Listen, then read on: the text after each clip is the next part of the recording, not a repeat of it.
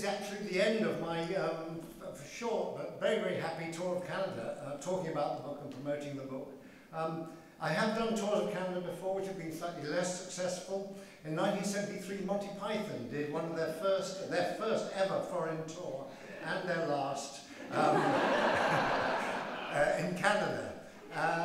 It was stimulated by the fact that the Canadians, bless you all, had been the first country we knew of outside the UK to take Monty Python.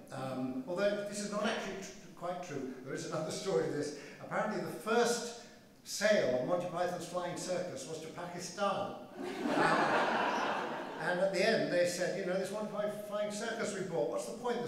There's no clowns, there's no horses, there's no performing seals, no one's going through hoops and all that. So that's no coconuts. What?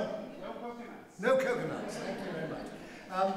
So we decided that the Canadians had shown great pluck and fortitude by demonstrating in the depths of a very, very cold winter in 1969 their rejection of the fact that CBC had put Python on and then taken it off after about 6 episodes. So people are marching in the street saying, "Bring back Python!" And some of them, you know, it was about as you know, cold as it was in the Arctic and the Antarctic for these boys here. So we thought, good for you, we'll come back and thank you by doing a tour. Unfortunately, our manager had no sense of geography, and I think he thought Canada was about the size of Wales. So he booked us in Montreal one night and Winnipeg the next, and Vancouver the next. And some places, I have to say, Saskatoon event was cancelled due to lack of interest. But we were highly delighted when we landed there on our way to Regina or somewhere to see that one of the O's was missing from the sign in the airport. So it just says Saskatoon. We thought, that's it, yeah, we paid you back.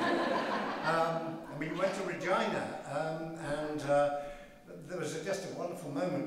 We were all taken round the city by the head of tourism and stood in the centre of Regina at the very end, and he said to us, "So, well, what do you make of Regina?"